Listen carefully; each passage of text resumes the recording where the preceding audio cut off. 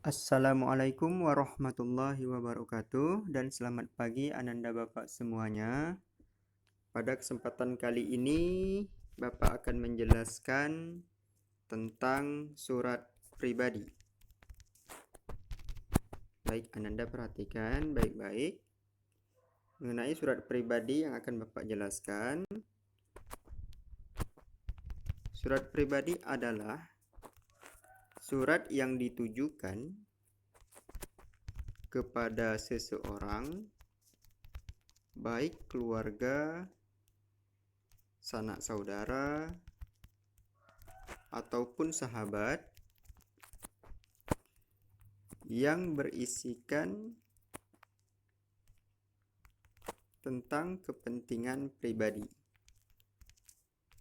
Nah, ini adalah pengertian dari surat pribadi. Kemudian, jadi surat pribadi itu dia berisikan kepentingan pribadi yang ditujukan dari satu orang untuk orang lain. Orang lain itu bisa teman, bisa sahabat, bisa saudara, bisa juga keluarga. Ya. Kemudian Bapak akan jelaskan mengenai ciri-ciri dari surat pribadi. Sedangkan ciri-ciri dari surat pribadi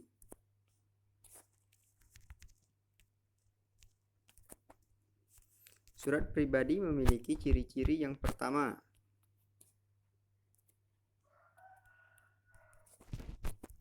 Surat pribadi ini, ciri-ciri yang pertama, dikirimkan untuk seseorang atau individu. Nah, jadi surat pribadi ini dia dikirim hanya untuk kepentingan seseorang, bukan instansi, bukan juga mengenai untuk orang banyak, tapi hanya dikirimkan untuk satu orang atau individu. Kemudian yang kedua, surat pribadi berisikan tentang kepentingan pribadi. Nah, kepentingan pribadi ini banyak. Bisa untuk menanyakan kabar, bisa untuk bercerita, bisa untuk komunikasi, bisa untuk keperluan-keperluan yang sifatnya pribadi, yang hanya melibatkan satu pihak dengan satu pihak yang lainnya. Ya. Kemudian yang ketiga adalah dalam surat pribadi ini seringnya menggunakan bahasa yang santai. Bahasa yang santai ini maksudnya bahasa yang tidak formal. Bahasa yang tidak formal atau bahasa yang tidak baku. Lebih mudahnya adalah menggunakan bahasa yang sehari-hari, tapi tetap menggunakan bahasa yang sopan dan santun. Nah, ini perlu digarisbawahi. Walaupun bahasa yang digunakan bahasa yang santai, bahasa yang tidak formal, bahasa yang sehari-hari, tetapi tetap dalam penulisan surat pribadi tetap mengedepankan sopan dan santun dalam penulisannya. Nah, itu adalah ciri-ciri dari surat pribadi. Kemudian Bapak akan jelaskan kembali tentang apa saja unsur-unsur yang ada dalam surat pribadi. Nah, ini dia. Unsur-unsur dalam surat pribadi itu yang pertama, surat pribadi itu yang pertama harus diawali dengan tanggal surat.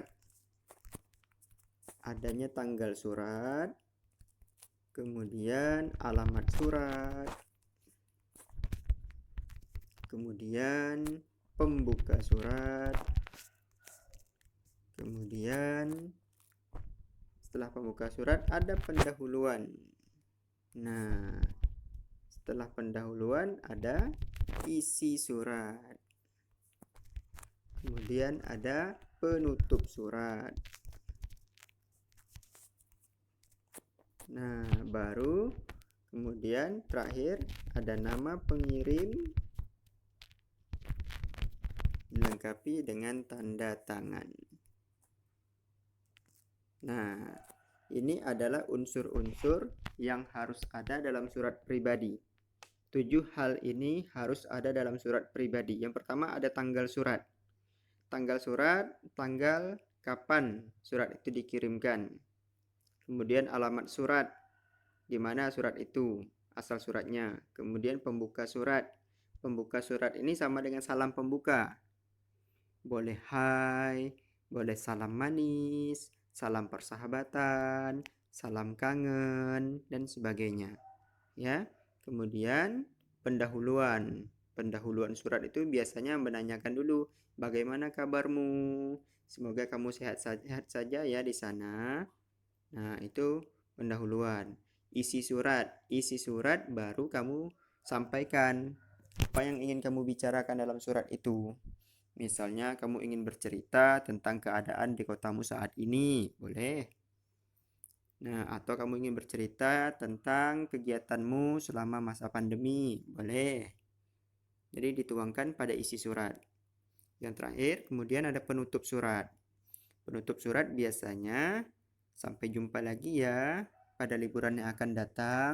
Semoga kamu sehat-sehat saja di sana. Nah, itu adalah penutup surat. Baru bagian yang paling bawah sekali dilengkapi dengan nama pengirim dan tanda tangan dari orang yang mengirimkan surat tersebut. Nah, itu adalah unsur-unsur di dalam surat. Nah, kemudian ini adalah akan Bapak kirim contoh